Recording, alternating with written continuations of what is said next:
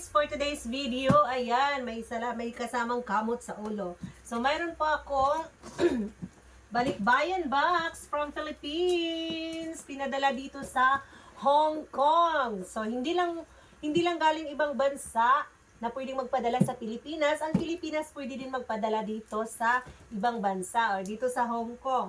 So sa mga willing magpadala sa akin dyan, malapit na yung birthday ko. Charing!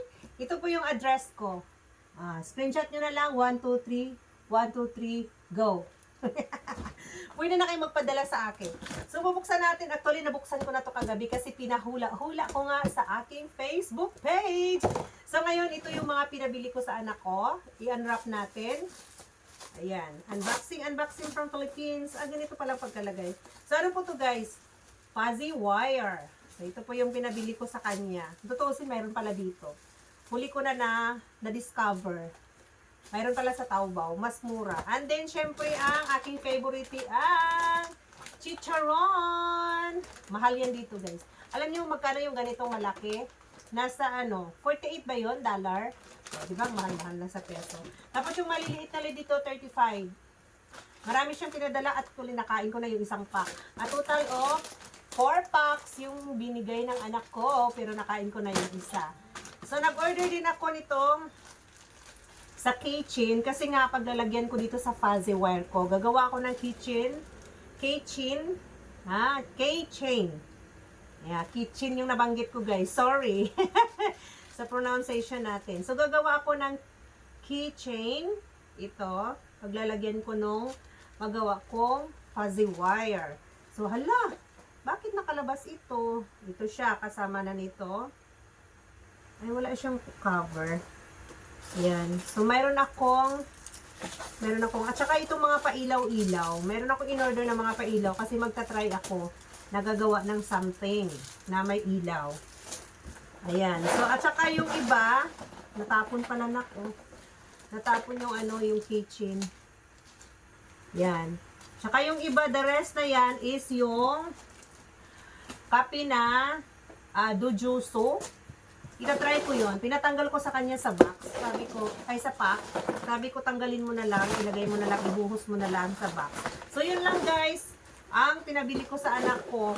So, kapag nagpadala pala kayo dito sa Hong Kong, is, ang babayaran nyo lang sa Pilipinas is yung courier lang. Yung galing sa lugar ninyo at saka sa papadahan doon sa Paranaque. Ang pinili ko is yung sa Paranaque, malapit-lapit sa anak ko. So, mayroon din yatang iba sa Cavite, yung papunta dito.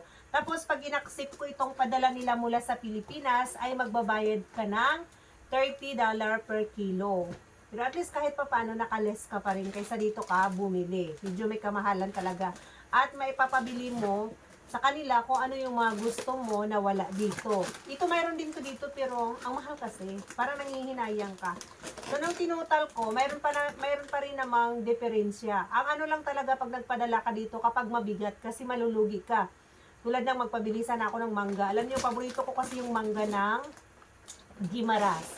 Yung sobrang asim na mangga. Yun yung paborito ko. Hilaw. Hindi ako naglilihi pero paborito ko talaga mga maaasim. So yun lang guys. Ayan, sa mga nasa Pilipinas, kung gusto nyo may ma-surprise kayo na mga magulang, kapatid, pinsan, pwede nyo i-care off sa akin para i-surprise ko para sa kanila. Gagawa tayo ng gagawan ko sila ng bouquet. Charing. Kasi gagawa ako ng bouquet ng fuzzy wire para pag halimbawa, may mga birthday, malapit na rin ang Valentine's Day, kung gusto nyo i-surprise yung inyong friend, magulang, kapatid, tita na nandito sa Hong Kong, asawa, pwedeng-pwede po.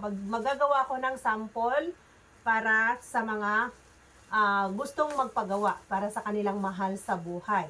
So, kung gusto nyo rin magpa-package included sa inyong ipapagawang bouquet para pa-surprise sa inyong mahal sa buhay, ay pwede nyo rin papadalhan sila dito sa address na mayroon ako. Sa mga willing, mag-comment lang po kayo sa comment section at re-replyan ko kayo kung paano. So, gagawa ko ng sample dyan.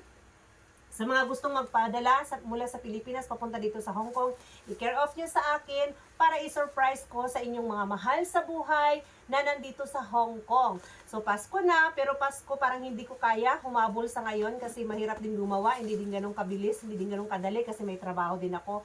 Ang paghahandaan ko na lang is yung Valentine's Day. Sa araw ng mga puso, kahit maliit lang na halaga, kung gusto nyo i-surprise yung mga mahal nyo sa buhay, ay napakasaya na po nila niyan. Tulad ko, nakatanggap ako nito, ang saya-saya ko dahil nakatanggap ako ng chicharon mula sa Pilipinas. So kung mayroon kayong mga surprise galing sa Pilipinas na ibibigay ninyo sa inyong mga mahal sa buhay, alam nyo kung anong pinakagusto namin dito na ma-receive namin? Mga tuyo, alamang, yung mga pagkain sa atin na hindi kasi minsan maluluto dito. Pwede nyo na rin luto kasi ano lang naman to eh. Cut off is Thursday ng hapon. So mag-flight na yan ng Friday, Saturday, Sunday dito na yan. So yung mga tuyo lang, lulutuin nyo na kasi dito, bibihira sa mga amo na magluto ka sa bahay kasi may amoy nga siya. So pwede nyo na rin lutuin yan, tapos i-microwave na lang nila, i-reheat na lang nila pag wala yung amo nila. Yan yung mga gustong matanggap dito ng mga OFW. Kung ang mga nasa Pilipinas nag-expect ng chocolate na pasalubong sa kanila, kaming mga OFW naman napaka-basic ng napaka-simple. Gusto namin yung mga tuyo, mga saging. Mahal ang saging dito, guys. Alam niyo, sa totoo lang, mahal ang saging dito. Ang isang piraso, halos nasa $10 lang. $10 na. Isang piraso lang yun. O, diba? Kakakukuha. Minsan merong iba tag 3.20. Ganun yung mga presyuhan nila sa Central. Mahal. Sobrang mahal po. So magpadala kayo ng isang piling, malaking halaga na po 'yun. Isang piling. Yung isang piling ng saging, saba lang kasi dito marami naman ditong latundan yung mga ganyan. Yung saba kasi ang mahal ng saba dito. Mahal ng mangga. Alam niyo yung mangga, yung isang pirasong manggang hilaw or hinog man yan, nasa 25 to $28 ang isang piraso. So, i-times nyo yan sa 7 times 53 na yata ngayon ang palitan. Diba? Sobrang mahal. So, yun lang. Na-share ko lang sa inyo na pwede ding makatanggap ng regalo ang mga nasa Hong Kong, mula sa Pilipinas, sa mga mahal nila sa buhay. Maraming salamat sa panonood. And see you around. Thank you for watching. Please do subscribe, comment kung nagustuhan niyo ang video na to, and then share na rin para malaman ng ating mga ibang OFW na nandito sa Hong Kong na pwede pala talaga silang makatanggap ng regalo mula sa kanilang mga mahal sa buhay galing ng Pilipinas. Bye-bye guys and see you around. Thank you for watching. Ang ginawa ko pala ngayon ay nagluluto ng pagkain ng aking amo at muntik nang masunog.